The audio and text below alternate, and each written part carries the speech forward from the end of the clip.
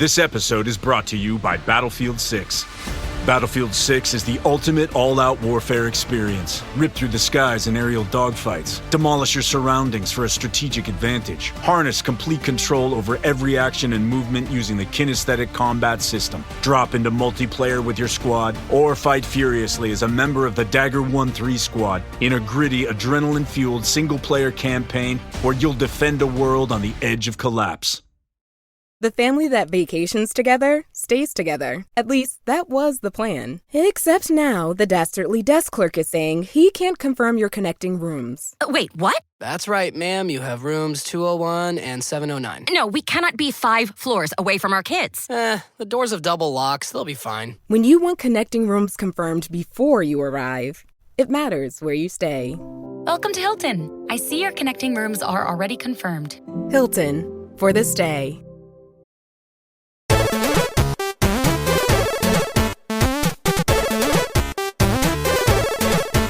On today's episode of the Retro Gamers Podcast, my friend John Pratt stops by to talk about some of our favorite horror games, old, new, and coming soon.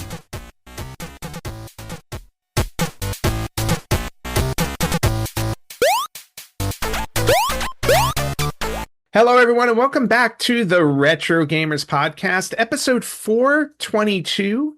Anthony here, and joining me this week back on the show is my friend John Pratt. John, how you doing, man? Welcome back. Good, man. Yeah, good to see you. It's been a little bit, but here we are. It's that time of year. It's that time. You know what? It's that time of year, and I couldn't think of anybody else, I think, that was better suited to join me for this episode, because this is our annual Halloween episode, and the only person who could join me on this would be a fellow horror nut, and I know you are a horror gamer, horror fan, so just kismet. Yeah, yes, sir. A little bit ironic. I mean, the Virtual Boy was the spookiest thing that Nintendo has ever put out. So shout out to your previous episode on that. Thank you very much. And if you and also if you missed last episode 421, I did an interview with Richard Moss, who was the writer and director of the horror game docuseries called Terror Bites. And I highly recommend going back and checking out that series. It was really well done. It was I think it was 5 or 6 episodes that focused solely on the history of horror video games. So it was really, really cool. But today, to finish off October, which again is probably my favorite time of year, mostly because of Halloween. It has nothing to do with the fact that I always get a year older in October, which I can't stand. But we are going to talk about some of our favorite horror games to kind of go through the not necessarily like the overall history of horror games, but kind of focus like in sections on, like, you know, retro horror gaming, maybe some current horror gaming, and some stuff we haven't played, some things that were recently announced, because out of nowhere a whole bunch of licensed games got announced. So we're going to try and touch on a little bit of everything in the horror genre. And obviously, being the Retro Gamers Podcast, John, I think it would be great if we just started with the retro side of things. How's that sound to you? Yeah, it sounds good. All right. So where would you like to start? If we're talking retro horror games, like where do you go back to? Like what's your first experience with a horror game? A lot of old PC games, I think, is where things truly got spooky. Okay. Not to say that there weren't horror games on like the NES or Super Nintendo, but I think they really hit home and became into their own in the early 90s, I'd say, when PCs started to become, prevalent. Yeah. And you're a little younger than me, so I think your start is a little bit more recent than me. I think my very first foray into horror gaming, I did not experience the Atari 2600 horror games when I was a kid. Those I did not like. I did not have the Halloween game. I did not have the Texas Chainsaw Massacre game. But I think the first one that I really remember was on the Commodore 64, actually, and it was the Friday the 13th game on there. And I remember going to my cousin's house because he had a Commodore 64, and he said, he's like, do you want to play Friday the 13th? So he set it up for me. I played it. At this time, I was already watching horror movies. I was maybe, I don't know, 8 or 9 years old at that time. Yeah. I started horror young. But I remember playing that game, and I just remember, I will always remember, like, there's a there's a moment in that game because the whole point is that you're a counselor, there are other counselors around, and Jason is disguised as a camp counselor, and you have to figure out which one he is before he obviously kills everybody off. Weird concept for a Friday the 13th game because Jason's not exactly a stealthy guy in terms of like going undercover. But what I do remember from the game is that when all the other counselors were killed by Jason and you're the only one left, there's this really loud sound that comes out of your Commodore. And if you remember like the sound chip on that thing, it was all very like, is that kind of noise, kind of noises that you get out of it. Really loud noise just jumps out of your speakers, and then there's a severed head on your screen. And I just remember I practically fell out of the chair I was sitting in when that jumped up on the screen. It was just a combination of the image and the sound. And that was like instantly like burned into my memory as like, okay, I go, the game itself, not great. I go, but that moment was absolutely worth the experience alone. And there've been other Friday the 13th games, of course, but like that was the very first one that I remember. If you can go back, like, do you remember the very first one that you played? Yeah, at a buddy's house. His mom had an IBM laptop that she used for work, and we loaded up Alone in the Dark. Of course. So, if you've never played it, it's sort of the granddaddy, the original, I guess, 3D survival horror game. Survival horror, yep. Brutally hard. If you go back and play it today, it's a little bit laughable. The motions it's just bad. If you thought the controls in Resident Evil were bad, this is even worse than that. It's slow. The animations are pretty funny. When you finally do get a weapon, you have to like angle it properly, and like you can just completely miss your shots. But it was that the first game where it really had the atmosphere. It had the supernatural horror, that inspired by H.P. Lovecraft, right? Of course. But prior to that, I remember playing, the on a cursory level, like the Friday the 13th NES game and like the Nightmare on Elm Street, but they were all like LJN games, and LJN was notorious for just being really just bad at game development.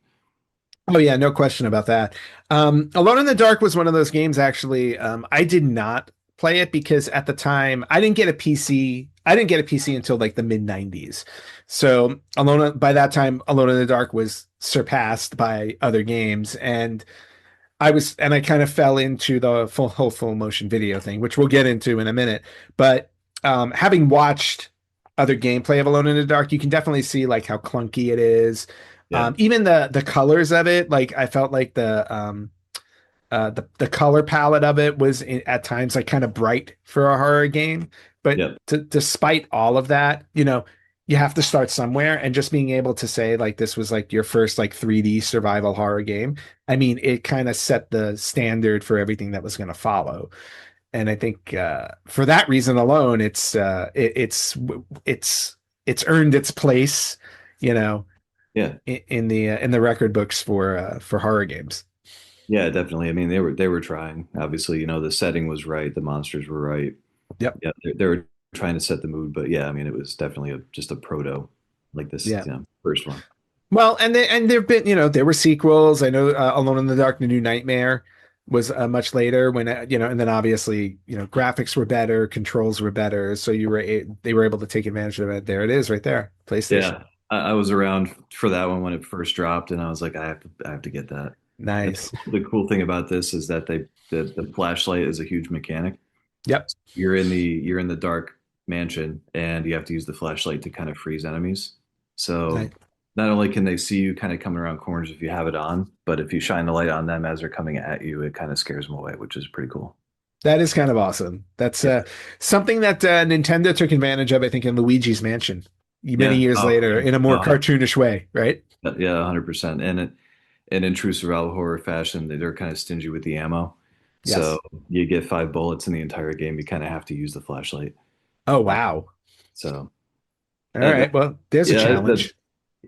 That's on the deep end of things. I'm sure they give you more than that. It's been a while since I've played it, but I remember it being a pretty tough challenge. You know, just like in the OG Resident Evil, you get, you know, you maybe get 2 clips in the entire game, if you're playing as Chris anyway. Yeah, I remember. Well, I remember the challenge in Resident Evil of not only having just like limited ammo, was the fact that Chris could only, like, Jill was able to carry 2 more items than Chris could, and that what made such a huge difference in that game. He started with a gun as well, and he did not. So Yes, he had a knife. he had a knife. He had a knife. Yeah, also part of the challenge. Um, but before we fast forward to that, I wanted to touch just a little bit on the NES, because that's where my first experience, like, I had that Commodore 64 one, but then in terms of my own games, you mentioned the LJN ones, the Friday the 13th, the Nightmare on Elm Street. Like, those were really my first horror games. And obviously, made based on 2 of my favorite horror movie franchises, of course, of the same names. And to your point, not the best games ever made, especially the Friday the 13th one was pretty clunky, and you can essentially beat it in about like 15, 20 minutes tops if you know what you're doing. Yeah. I will say, though, that the Nightmare on Elm Street game to me was very entertaining. I loved that they took the concept straight out of one of the films. They basically built it off of a Nightmare on Elm Street Part 3, Dream Warriors, which is arguably the best Nightmare movie that was made. And I love the fact that they use that as a setting. You can see the moments in the game where, like, they had the junkyard you had to go to. When you fell asleep, you got to choose between 3 different superpowers that you have. And you fight Freddy. You can fight Freddy at the end. You fight Freddy at the end of every level, and obviously it's a different version of him, which again also kind of came from Dream Warriors, because if you remember that movie, like, he was kind of the snake kind of thing in the dream and stuff like that. So, like, I really felt like that game was far superior to what they did with Friday the 13th, because I really felt like they captured, like, the actual essence of the movie. Yeah. And again, and for LJN, that's saying a lot. Like they actually put a decent, in my opinion, they put a decent amount of work into that one. And on top of it, it was one of the very few games also that was 4 players on the NES. Yeah.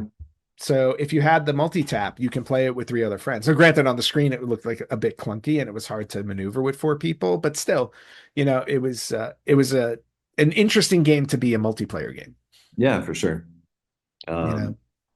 Yeah, I remember playing a little bit of that one, and again, it was just a little bit clunky, sort of like the Friday the 13th game, but yeah, I get what they were trying to go for, and you just had to use a little bit more of your imagination, You did. And I think my Nightmare on Elm Street is sitting up above my right shoulder over there. You can see my background, Scott. I kind of horrored out my background for October. Yep. Actually, Friday the 13th is kind of sitting over, which shoulder am I at? My left shoulder right there, Yep. right next to Night Trap, which is a whole other game to get into. But did you play FMV games at all? A little bit, yeah.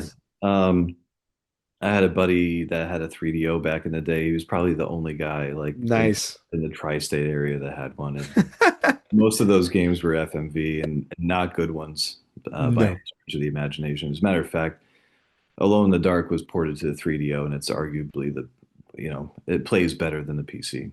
Oh, wow. One of the few exceptions. Okay. Well, yeah, with FMV was tough back when it first came out, especially when it was on console. Like, I had a Sega CD and I absolutely loved my Sega CD, but a majority of the games I played on that were FMV games. And obviously one of the most infamous ones, which is Night Trap, that I loved to play. I never beat the game because I never stuck with it long enough to kind of learn the patterns of how to play that game. But just the whole concept of, like, wow, it's like a movie's playing out and I'm deciding how the movie's going to go. And, if I do well, the girls at the slumber party will survive, or certain ones are going to die depending on what happens. And I just thought it was a cool way to change the way people looked at gaming. Was it ultimately successful back then? Maybe not necessarily, but they were working with what they had. So I thought it was a decent step forward. Whereas on PC, they were able to get away with a lot more because PCs were more powerful. So when you look at games like, I will always talk about Seventh Guest and 11th Hour because those were like some of like the first PC games I really ever played, and I absolutely love the Seventh Guest. So, but again, it was a mix of going through a mansion, solving puzzles, and then as you solve the puzzles, then you get a full motion video sequence telling you part of the story. Yeah, 100%. I mean, Night Trap gets kind of a bad rap too because it was, caught up in that whole rating board thing. Of course.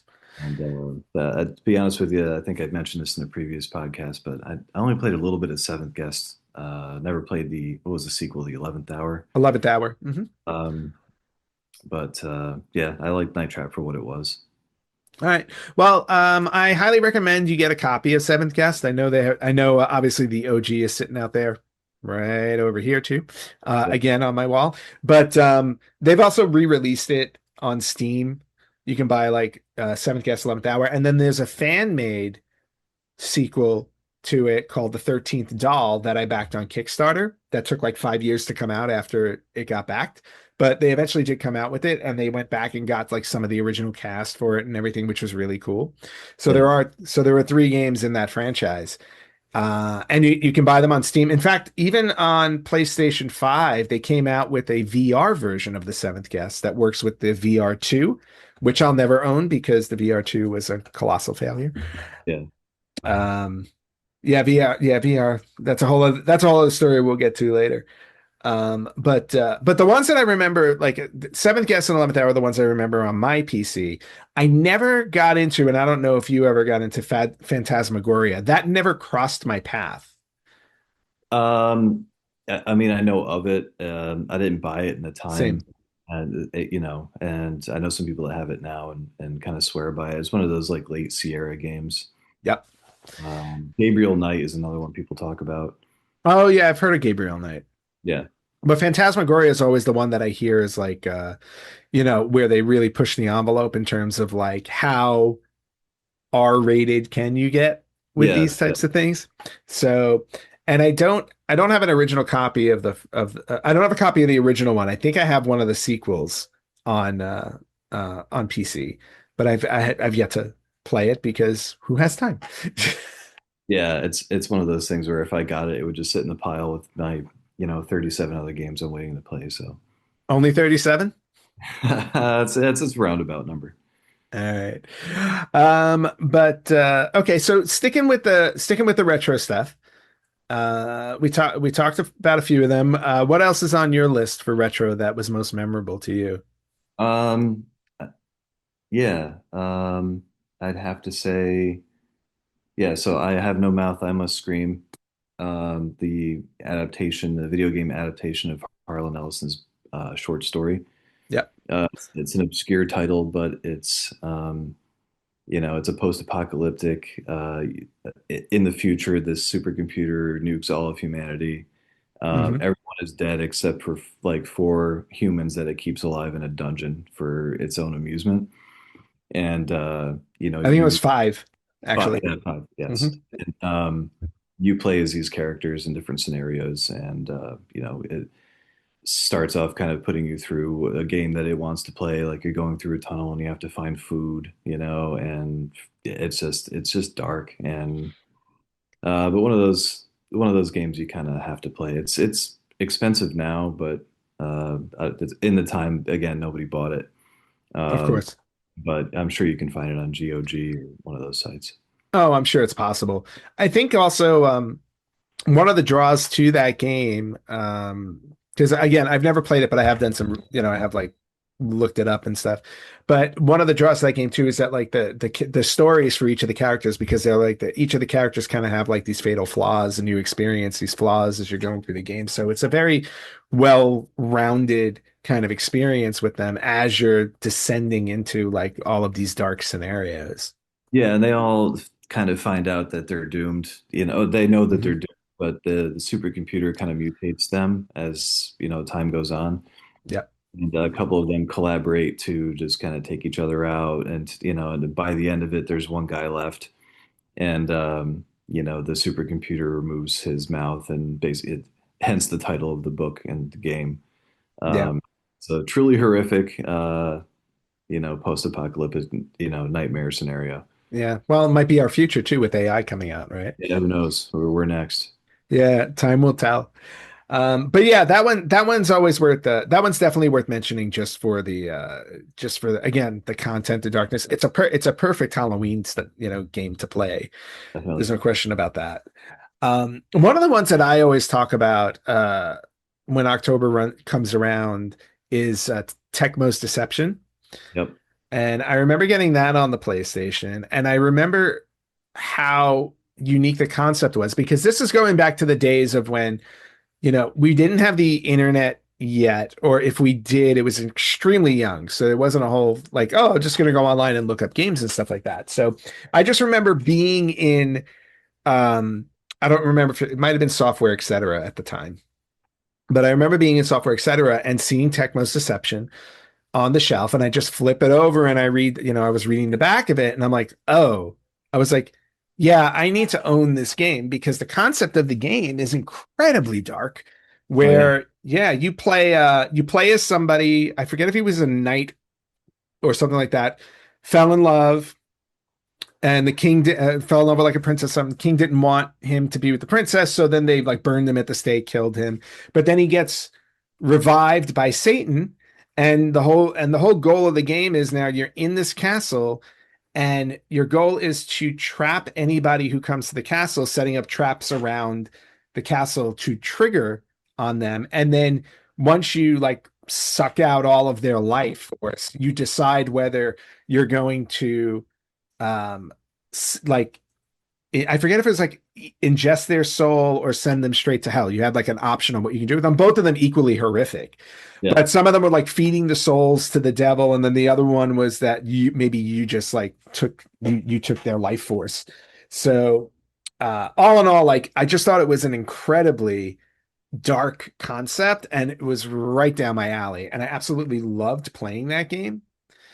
And it was only years later that I found out, many, many, many years later. In fact, I think I was already doing the podcast 9 years ago when I found out that there's a whole franchise for this Tecmo's Deception. There were at least 4 games that I know of, I believe. And I now own all 4, because it was Tecmo's Deception, I think Kagero, Tecmo's Deception 2, Trapped, TRAPT, and I think there's a 4th one that I can't remember the title. But absolutely, like, just I thought it was such a unique game, and probably one of the very few first-person perspective games that I was able to stomach without getting a major headache. Yeah, I'm glad you brought it up. I mean, nobody really does any of those games justice. No. And I was in the same boat. I think it was in the bargain bin outside Babbage's up here. And same deal. I read it and I was like, yep. And yeah, you make a deal with the devil. You're about to be executed. You end up in this castle and you're just collecting souls. You have to trap all these people that just stumble into the mansion looking for, fame, or they're plunderers or whatever. And you're just killing them off one by one and deciding what to do with them. Yep. Yeah, one of the rare exceptions, making a deal with the devil actually is, goes in your favor. But I think by the end of it, you have several different endings where you can kind of help him, or you can kind of play with him, or end up with your loved one once again, and it's pretty interesting based on your choices. So and like I said, all in all, it's just like it's interesting when you get to play a game because it doesn't happen that often, where you get to play a game where you're like, oh, you know what, like I'm actually the bad guy, like I'm playing as the bad guy. Because back then, especially when we're talking like early 90s, a lot of games didn't go that route. You were always the hero, you were always saving everybody. So here was such an interesting twist on that, where it's like, oh wait, I get to be the bad guy, I get to kill everybody, even though like you were wrong to start with. I mean, you're just murdering innocent people a lot of the time. So definitely a series worth looking into or going back to visit, especially for anybody out there who, you're watching this or listening to this and you love horror games. This may be one of those obscure ones you don't know about. Yeah, definitely. Yeah, you were the monster the whole time. Yeah, you're the monster the whole time.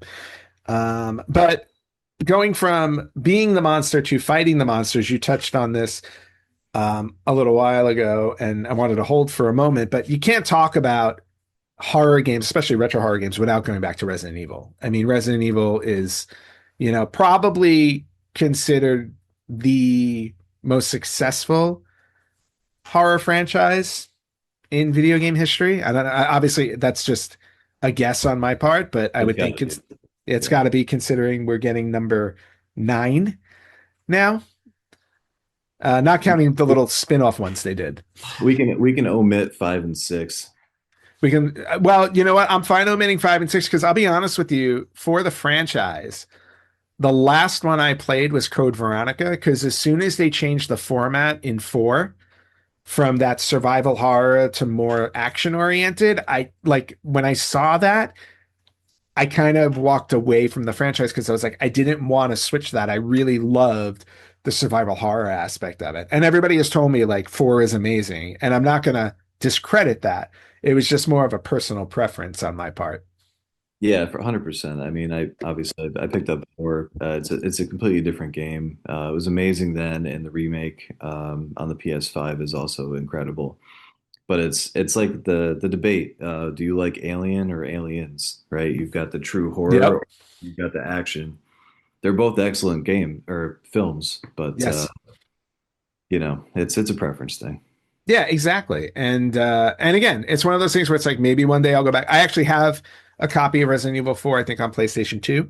So it's in my collection to go back and play, but I will never forget my experience like sitting in my bedroom at the time, because I lived when the first Resident Evil came out, I was still living at home. I was in high school at the time. And I had a very, very small bedroom. So like literally like where I was sitting, the television was like maybe 12 inches from where I was sitting on my bed. So, and it wasn't a big TV. So, but because I was sitting so far, so close to it, hook up my PlayStation, throw in Resident Evil, and man, I just remember turning off the lights, setting the mood, and just getting scared out of my mind with certain things. Obviously, the dog jumping through the window, which was an homage to Alone in the Dark. Yep. But just that moment of the dog coming through the window, I remember jumping out of my skin when that happened. And I was like, oh, wow. I feel like I'm experiencing like an actual horror movie, but I'm controlling it. And what better horror movie can you control than like a zombie flick? Yeah, 100%. I mean, I think I was at my cousin's house when I first experienced that for the first time. Heard my uncle had it, and then it was about the same time they were marketing Resident Evil 2, like the hard. Oh, yeah. I was seeing all the commercials back in like late '97 to early '98, and I was like, holy crap, they're making this follow up to this, and it's gonna be you can be either character, and it's got a police station. Or we get to see what's going on downtown. Yep. I touted this game, the last episode I was on, as a superior sequel. That's right. Just an amazing game, man. All the way around.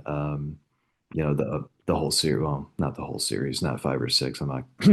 Those don't count. Those don't count. We won't count 5 or 6. Well, if you think about it, you can kind of replace them because Code Veronica is not considered like that should have been Resident Evil 4 because that came out after Nemesis. So if we kind of push, we can maybe nudge out 5 and 6, where it's like just. Yeah. Oh, yeah. No, 5. Once you get to 5, you're playing as Chris and you're punching boulders in a volcano. Oh, geez.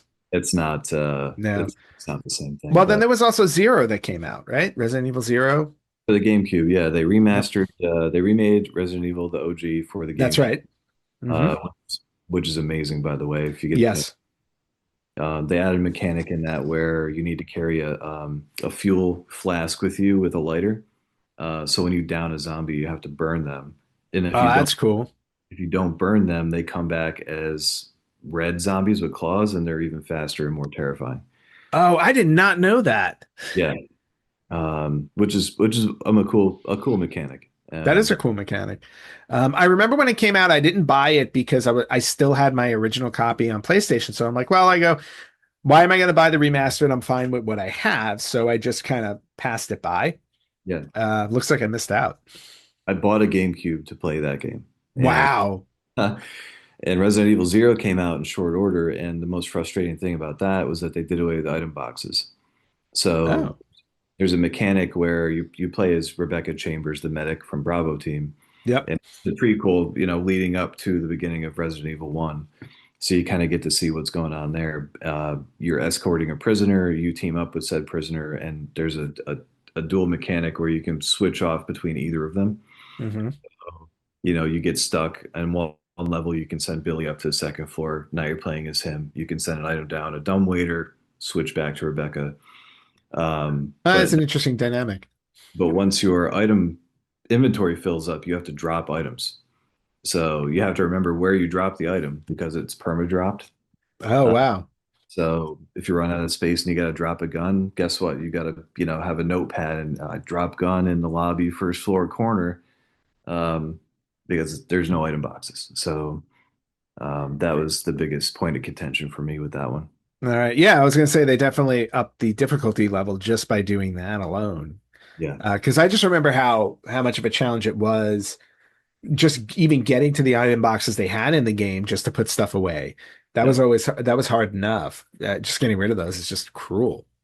And if you really want to be a masochist, at a harder difficulty in Resident Evil, the remake. So in the normal mode, all the item boxes are linked together. So it doesn't matter which one you go to, your items are still going to be in there. Okay. In the hard mode, it's locked to that item box where you place the item. Oh, wow. So you have to go all the way back. Ah, yeah. No. Yep. No. That Um, is sadistic. Here's a fun pickup for you. So at the Long Island Retro Gaming Expo, somebody, and so as you know, they developed Resident Evil 2 about 80% of the way through. Yep. And then they scrapped it and we got the game that we got. But the original game was in a police station with Leon, but it had a different character called Ezra Walker. Yes. She was a Mhm. motorcycle enthusiast. So I picked up the ROM hack, Oh, wow. Resident Evil 1.5, and That's awesome. it contains like the source code for the original Resident Evil 2. Oh, I didn't know they made the ROM hack for that. Yeah, it's a homebrew ROM hack. Somebody compiled it. I saw it and I had to have it. I don't blame you. I would have grabbed that if I saw it too. You got to have a modded PS1 to play it, but I well, I do have a modded PS1. I'll send it away. You can borrow it. I was just gonna say that's how I play all my games from Japan. So Yeah, because I have I'm a gonna nice want it little. back. I'm gonna want it back though. Oh, okay, fair enough. Um, but yeah, so Resident Evil is always going to be on the list, I think, for both of us. The other one we can talk about from the mid '90s that I know we both love, and we were just talking about it even before we recorded, and we always bring it up to each other when we talk about gaming is Clock Tower. Yeah. And so for me, I've talked about it ad nauseum on the show, but on your side of things, like what is it about the Clock Tower game or games, because there are multiple ones in the series, that appealed to you so well? So I can't recall how that game came into my life. Whether it was a bargain bin special, this is my original copy, by the way, Nice. or what, but it introduced two things to me that were fascinating. So this isn't the first game that has multiple endings. There are plenty of games that do that. Yep. This is the first one that had an A through F ending. So A being the absolute best, F being you die, everybody dies, and the mansion gets sucked into a hell portal. Yeah. And it was the first game that introduced to me being able to screw up the best possible ending by not picking up an item in the beginning of the game. Yes. So for those reasons, I would play through this as slow and as tedious it can be. It can be at times. There's a It lot can of, be. you're moving a mouse cursor across the screen, whatever. As good as you think you're doing, you get to the end and you're like, I beat the game. Surely this is it. And it's like you get the C ending. I'm like, what did I do wrong? Yep. I'm like going back through the books now. I'm like, okay, I picked up I saved Inspector Gotts, but I didn't. So it challenges you to go back through and play it. But dark setting, you've got Scissor Man is a persistent threat. Fun fact, if I could retcon one of my games from the sequels, this Mhm. technically is a sequel, direct sequel to the Super Famicom version, Correct. because you're playing as Jennifer Simpson like a year later. Mhm. So you've got the same character. So if you play the Super Famicom and you go to this, it's going to feel natural. Um, there's just so many things about that game that are cool. So many things you can miss. But yeah, it's a great title all around. Yeah, no, and I agree because I remember when I first purchased it. This was at the time when, because I believe in the US it came out in 90. I want to say it came out in 97. It came out in 90, it was 96 in Japan, 97 here. And I remember this was at the height of the Scream phase when the slasher movies were making a comeback because Scream came out in 96. And so there was all this hype around Scream. And then I remember running into this in the store. Again, same way I ran into Tecmo's Deception. This was a game I just saw in the store, read the back of it, and I'm like, oh, must have to own it. And I still have my original copy as well, but I don't know what happened to the actual original cover. Like I don't have the cover. Like I just have the disc. But I remember, and I lost my sequel, Clock Tower 2. I have no idea where it went. It disappeared on me, and It's the expensive one. yeah, I know, and that's the one that I have missing. Yeah. So I would have to put a pretty penny out to get a copy of that. But I remember getting Clock Tower 1 and putting it in the system and playing it. And I'm like, wow. I literally feel like I'm in the movie Scream. And just the whole idea of having a slasher style game. I do agree with you. The point and click stuff is slow. It's a mystery, right? You're kind of unsolving a mystery while the horror elements pop up and happen to you. So it is a slow game, but it was so intriguing. It was so interesting. Again, you can get like 10 different endings in it, which just makes you want to go back and play it over and over again. To your point, what did I miss? What decisions do I change to take a different route and get the other endings until you get them all? To this day, I've still never gotten all the endings. Yeah. And then the sequel pretty much does the same thing. And the third one that came out, which I remember picking up for PlayStation 2, turned the concept. Well, they took away the whole point and click concept, and it was just a third person adventure where you're running through the game. And I will say, even for that switch, unlike Resident Evil, where I kind of couldn't get on board with what they did, for me, Clock Tower 3, when they did that switch, it actually worked. Yeah. So, and I was happy they did do that change. So I liked that a lot. But yeah, just the whole idea of like, this was probably one of the very few games, if not the only game in my recollection, until we got to more recent systems where it really felt like you were in a slasher type film and controlling it. Yeah, 100%. And what's cool to me too is, you mentioned the element of choice, right? Like, in between the scenarios, there's three main scenarios.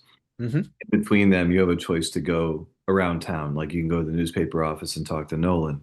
You can go to the university housing and try to find Helen, whatever. And then eventually you're going to go to a place that's going to trigger the next scenario. Yep. Those actions and how you play them, what items you pick up or don't pick up, any one of the characters that comes with you to the third scenario, to the castle, Mm-hmm. can be Scissorman. So if you get the absolute worst ending, Edward is Scissorman, the little Yes. boy. You can get into a scenario where Inspector Gotts is Scissorman, the policeman. Yep. You can get into a scenario where Professor Barton is super obsessed with Scissorman and he becomes Scissorman. So that part was definitely cool to me. But the tension, he can appear at any time. So if you're just putzing around, you're like, oh, I'm safe in here. No, you're not. Yeah. You're going to hear that music. Like anytime he gets close, you're going to get that suspenseful music. Yep. Eventually a door is going to open. You're like, oh, he's in the room now. I'm going to hit him with a pot. And it was the first one too, where like, there's just wacky hijinks. So like if you're in a room trying to hide from Scissorman, you go into a wardrobe, right? Scissorman comes in, he walks away, you get out of the wardrobe. You can turn around and interact with that wardrobe you just came out of, and Scissorman's in there. Yep. I remember those moments. I remember the moment like jumping, like coming through windows and stuff. Like they definitely did their due diligence in capturing like things that happen in slasher movies that will work in the game. And yeah, and to your point, like everything they did. The other moments I remember in the game the most too are when, and this is an important thing too, as the main characters, it's like you don't have a weapon.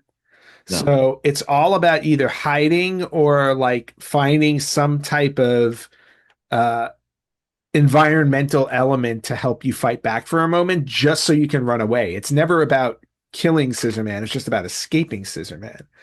And I always remember like moments where you would be hiding and then he would find you and kill you. Yep. And it was just like, I always love those moments where it's like, oh shoot, am I going to get away? And you're actually sitting there feeling that tension build because you don't know if your character is going to escape or not, or going to get found and killed. And just absolutely loved that experience. Yeah, and it's one of the first titles too. I mentioned the mouse cursor. Mhm. If you encounter Scissorman and you escape from him, your Yeah. cursor will flash yellow and then eventually flash red. So it's like a stress meter. Yes. When you're flashing red and you go to hide from him, you're 100% going to die because he's going to find you and kill you. Hmm. So there's that more of an incentive to kind of stay away from him. You have to play the game for X amount of time for that stress meter to go back down. Yes. Um, Yeah. Just really clever, like really, really like cleverly done. Yeah, and it's very much like Alien Isolation behind you, where you can't kill Scissorman even if you tried. Yes. So in the second scenario, you play as Inspector Gotts. You're interrogating the butler. He actually has a gun, and you can use it on Scissorman once, but it only knocks him down briefly. Mhm. And it allows you to get to the next room, but he's going to come right back after you. Exactly. Yeah, and that was also another clever way to like kind of get the idea like that a gun won't work Right. into the game. Yep. So yeah, all in all, like Clock Tower is probably definitely one of my favorites, if not my favorite horror game from the 90s. You know, that and Resident Evil I kind of go back and forth on. But It's the Smucker's Uncrustables podcast with your host, Uncrustables. Okay, today's guest is rough around the edges. Please welcome Crust. Thanks for having me. Today's topic, he's round with soft pillowy bread. Hey. Filled with delicious PB&J. Are you talking about yourself? And you can take him anywhere. Why'd you invite? And we are out of time. Are you really cutting me off? Uncrustables are the best part of the sandwich. Sorry, Crust. Every Who down in Who-Newville liked the holidays a ton, but where to get great prices on gifts, they had no idea. None. They searched and they searched for great gifts under $25. Gifts for spouses and friends and even their toddlers. When suddenly one Who shouted, Walmart has what you want, knowing they have Lego, Tree Hut, and low prices to flaunt. So they enjoy the holiday season as Who's often do. Cheering and shouting, Walmart has incredible gifts. Who knew? Find gifts they'll love under $25 at Walmart. also, I would be remiss to not mention Silent Hill, which is another series that I don't want to admit out loud that I've never played. But Silent Hill's probably at the top of my list of horror games I've always wanted to play that I have not played. I picked up the first title about the same time I picked up Resident Evil 2. And to be fair, I wasn't impressed with it. The atmosphere in it is what you'd expect from a Silent Hill game, but it wasn't until the second one came out where I was like, oh, this is nuts. Like, this is wild. Yeah. That's why they remade the second one and not the first one. Yeah, correct. Yeah. Just crazy atmosphere. You know, you're just unveiling a mystery that turns out you're the bad guy the whole time, right? Just like Tecmo. Yeah. Except that time you don't know it. You don't know it until you get, a good. You're sort of in. Yeah. Yeah, you're kind of in an amnesiac state, right? You're in Silent Hill and you're trying to figure out the mystery, and by the end of it, it all hits you that you did it, and the game is testing your, to see how guilty you are and judging you.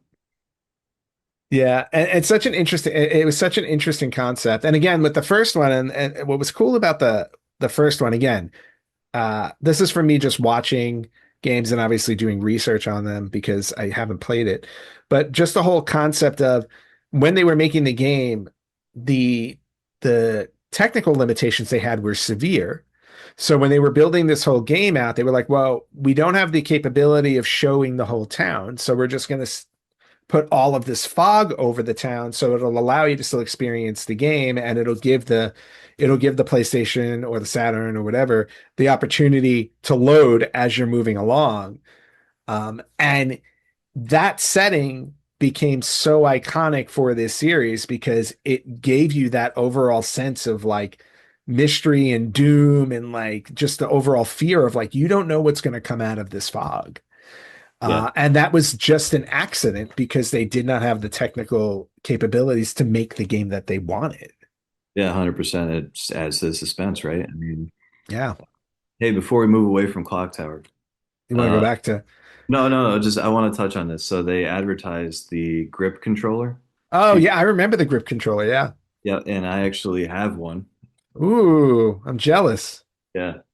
One of these days we'll try it together. It's incredibly awful. It's a one-handed D-pad basically. Oh geez. That you're no thanks. In lieu of actually having a mouse. I was just gonna say they should have just made a mouse that you could have plugged in. They made a PS1 mouse. That I was just saying, PS1 mouse, perfect. The grip, I mean, you might as well just use your controller if it's just the D-pad, you know. But Clock Tower has got to be literally the only game to utilize the PS1 mouse. I can't think of anything else. I believe you are correct. Yeah, that has a cursor on screen that you have to move around. Yep. I honestly can't think of anything else that did.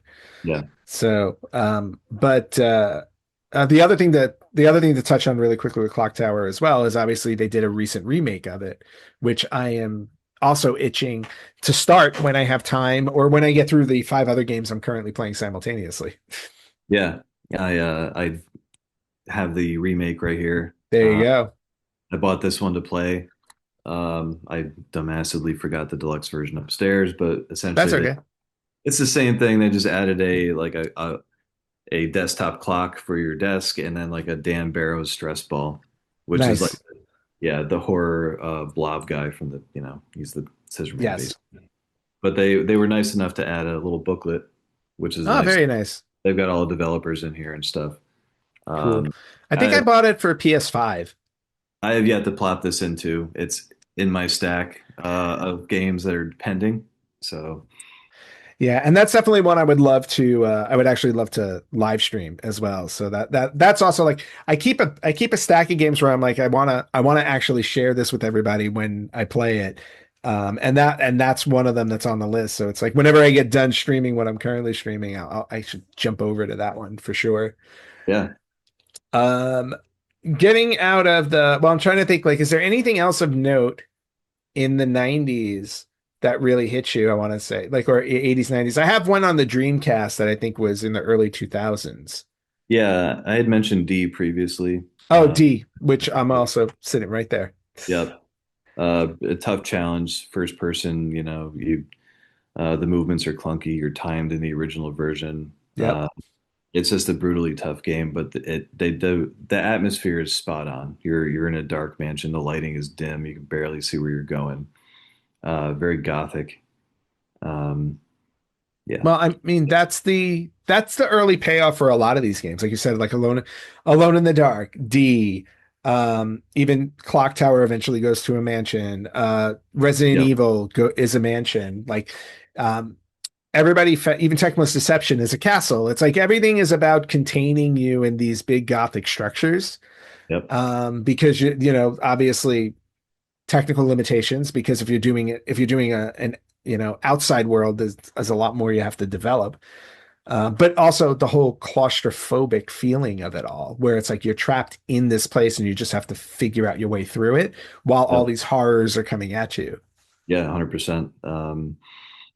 Yeah, I'm looking at my list. I've got some newer ones. Well, newer than the 90s, let's put it that way, but just okay. Yeah, because in the 2000s, there was a bit of a gap in the 2000s where there wasn't a lot that was jumping out at me horror-wise to get. Again, because Resident Evil kind of went in a different direction.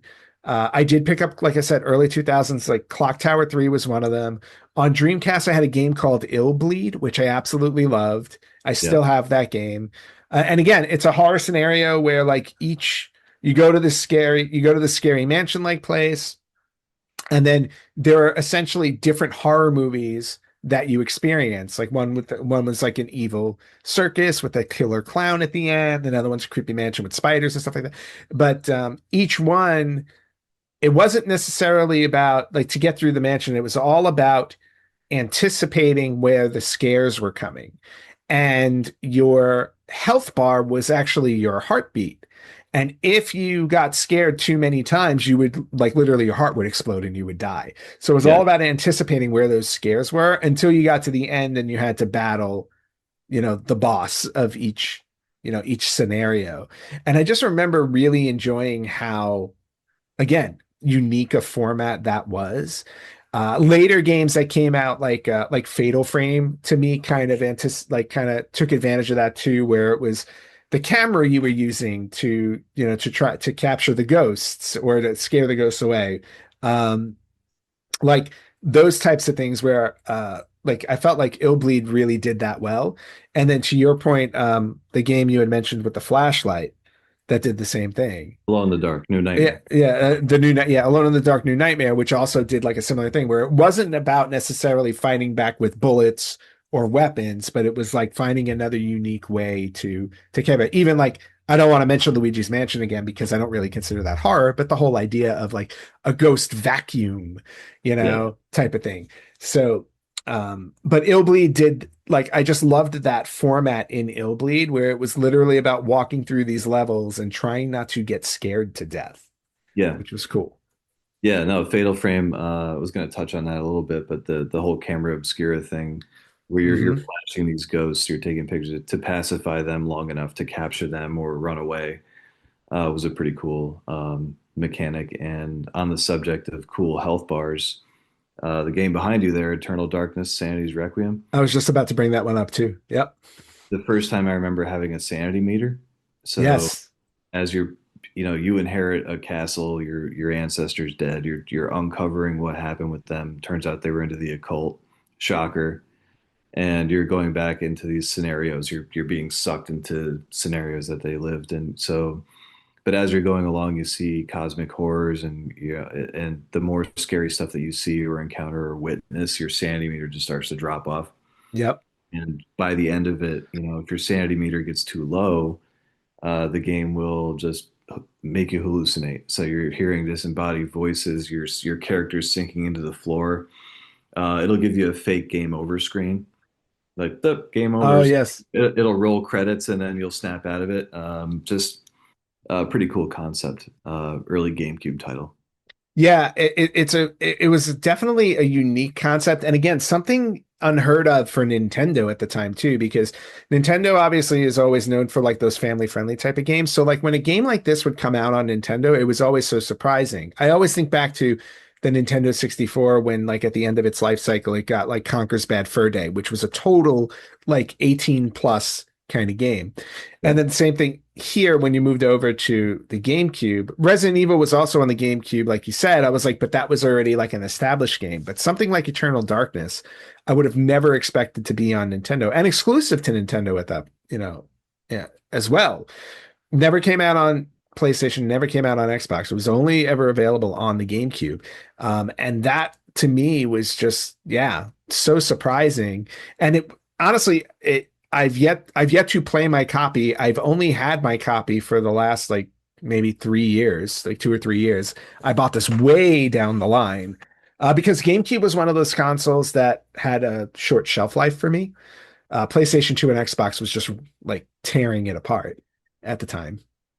Yeah, and Eternal Darkness did it better too. As far as Lovecraftian horror goes, it's sort of almost like the culmination. Like you started at Alone in the Dark and you've ended with Eternal Darkness. They've tried it since then. Like there's been a legit Call of Cthulhu game. There's been a couple. Actually. They've rebooted Alone in the Dark, but they've been pretty bad. I think Eternal Darkness they hit it spot on. And like you said, for a Nintendo title, it's odd, but it needed to happen. It was a great game. Yeah. Now, do you think this brings up an interesting question, which I'll throw out now because it just popped in my head? Do you think that back when the consoles were more limited, that the games were more successful because they had to be more creative with how they achieved what their intent was? Yeah, I mean, they definitely the boundaries were pushed a lot more back then. Yeah. And I feel like you had to, if you were a developer and you were trying to get out there, especially if it was your first title Hmm. and you were trying to make it or break it, like just what the hell, throw it at the wall and see if it sticks. And you see that up until like the early 2000s. There's still publishers doing it today, but I feel like you saw it a lot more back then. No, you definitely did. But yeah, it just made me think of that too, because when I think of newer games today, a lot of it is always a lot of what I see in newer games. It's like, oh, it's always like the graphics look so good and you can tell a good story that way. But it, I always get a sense that, and we'll touch on some newer games. I mean, I always get a sense that it's more linear. Whereas the games back then, granted, the stories are linear, but it just felt like there was more depth to them in terms of either the lore or the character development. They just always felt like, I mean, graphics aside, because graphics were very limited then.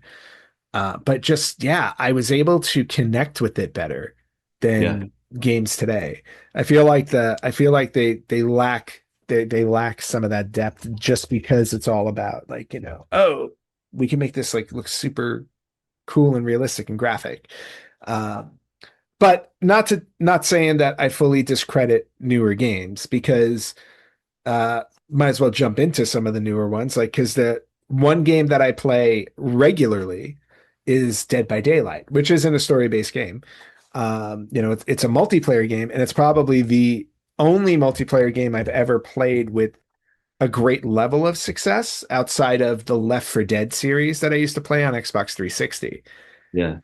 Which was more action oriented. Dead by Daylight to me feels more horror based because it's all about fixing a bunch. You have to fix a bunch of generators and open an exit gate and escape before the killer throws you on a hook 3 times.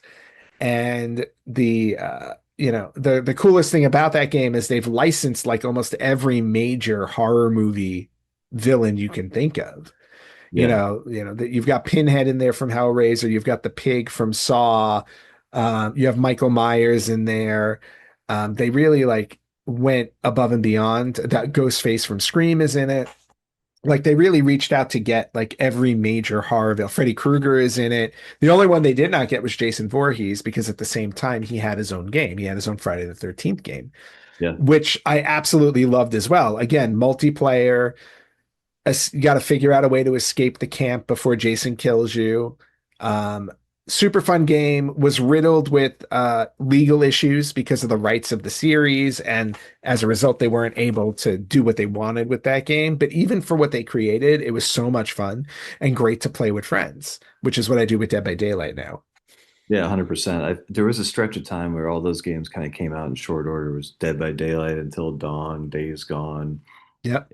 It's all Days Gone, maybe it's a different category. But, Yeah, it's a little different. but my buddy got me into the Texas Chainsaw Massacre game. Yep, that's another one. Which is a similar concept.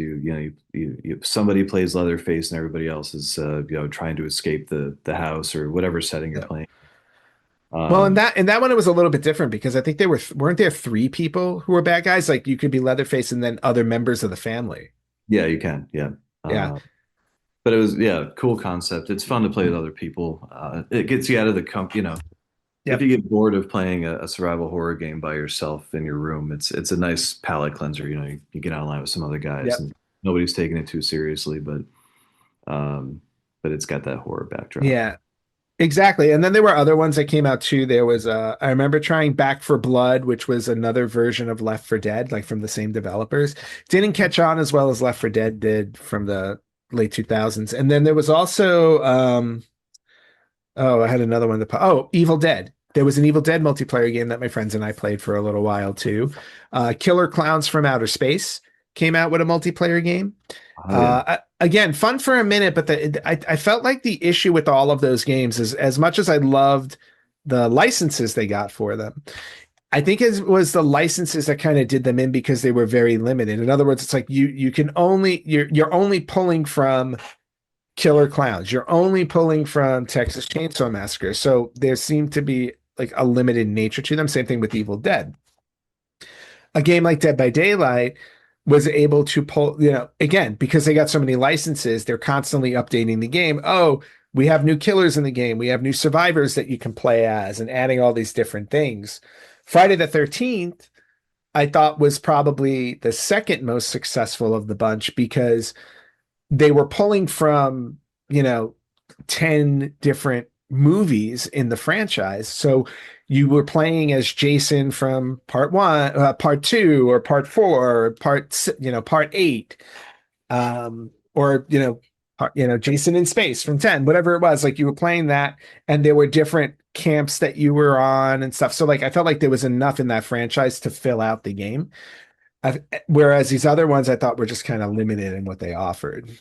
Let's not forget Jason Goes to Hell.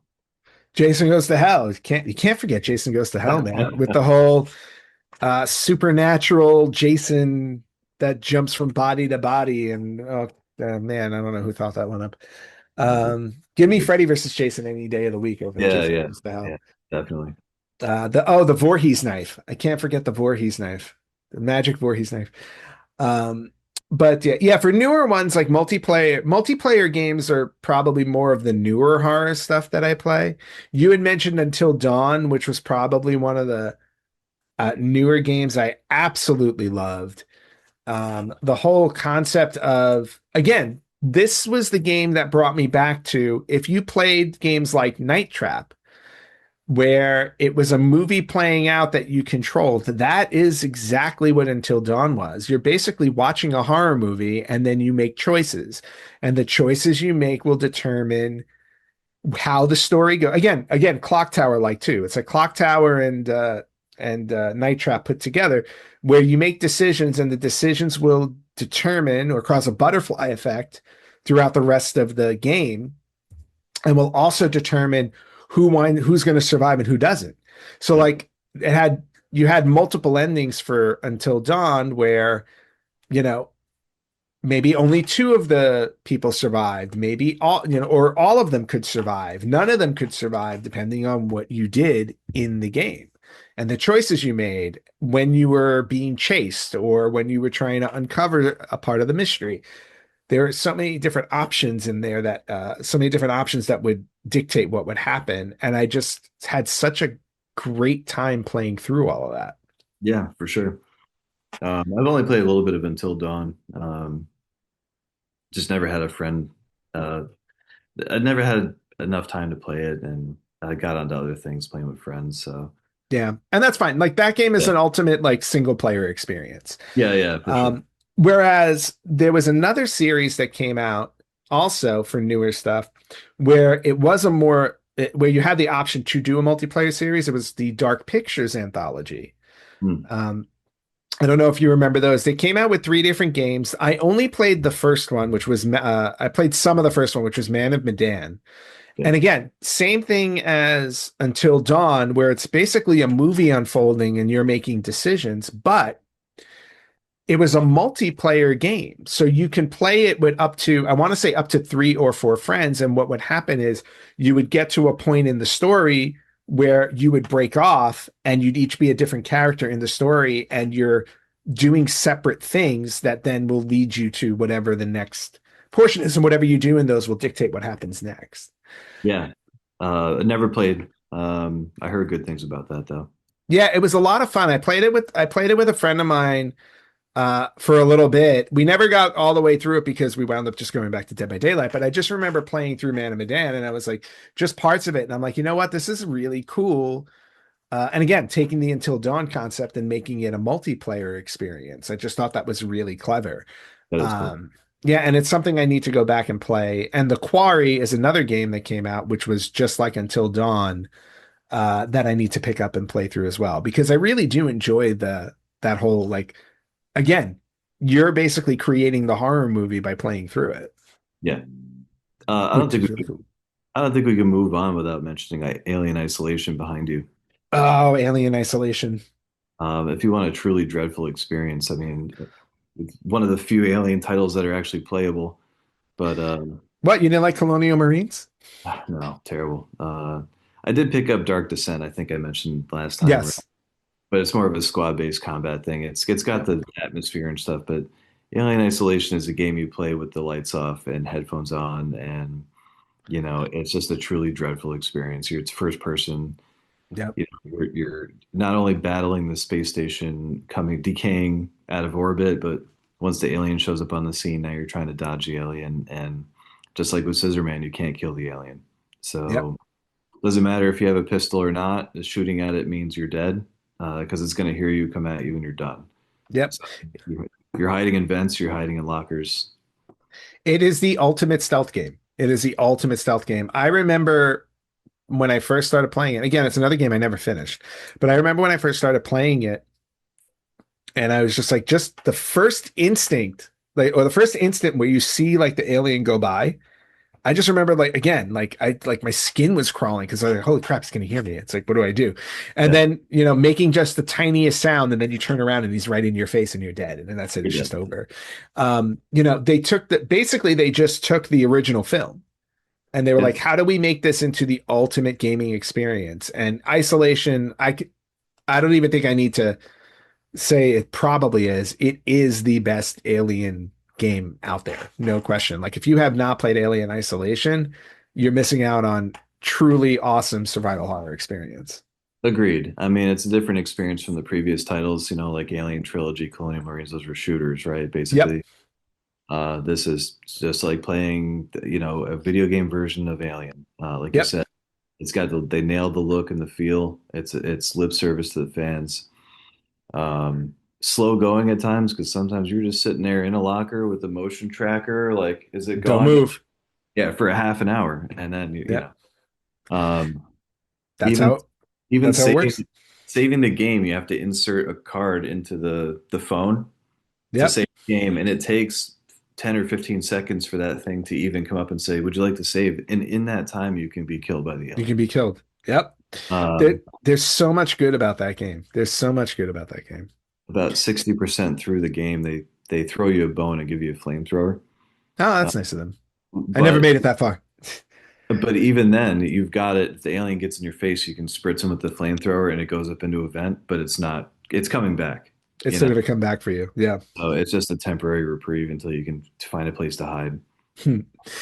Yeah. But they really honed in on what made Alien such a great movie and translated it into a game form. There's nothing bad I can say about that game. There really isn't. And they tied it in well too. I mean, you play as Amanda Ripley. You're Ripley's daughter. You're invested already. You know what's going on. You're looking for your mom. You're like, okay, cool. We're gonna find out what finally happened in Nostromo, and it's a great game. It's interesting. We can categorize these in so many different ways, and we can talk about these things forever. But I think we've run through a pretty good list of games. It's a huge gamut. It is a huge gamut, and there are different formats to them. But overall, the horror genre there's a plethora of games you can play. Not only things that have come out before, but things coming out soon. Some of the other news that came out recently. Oh, I forgot to mention, I think it was last year, they came out with a 16-bit Halloween game and Evil Dead game that you can buy as a 2-pack, which I did buy. And it's just great. It's like they figured out kind of a unique way to create a Halloween game with Michael Myers. You're playing as Michael Myers and you're kind of running through the scenarios in the movies. But coming soon type of games.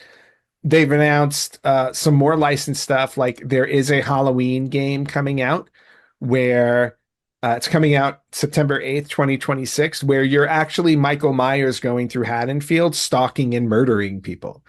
And again, it's a multiplayer game. One person controls Michael, and then you have 4 people as people, the townspeople or people in Haddonfield. And then there are a bunch of NPCs in the game too. There is a Hellraiser game coming out, Hellraiser Revival, which is going to be it's a first-person action horror survival game. So where you get the puzzle box and you have to survive when you make your bargain with Pinhead.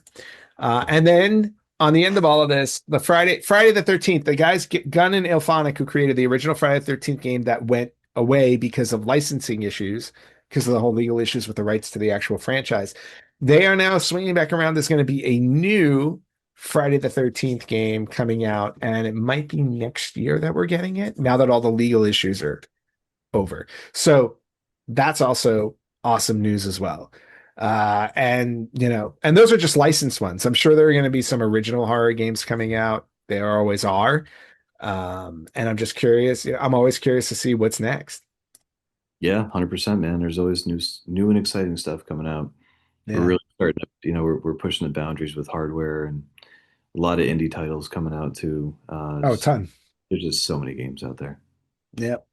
So in closing, any other final words you want to say in terms of horror games, or do you think we scared up enough for this episode? I'm sure we could keep going, but in the can. interest of time.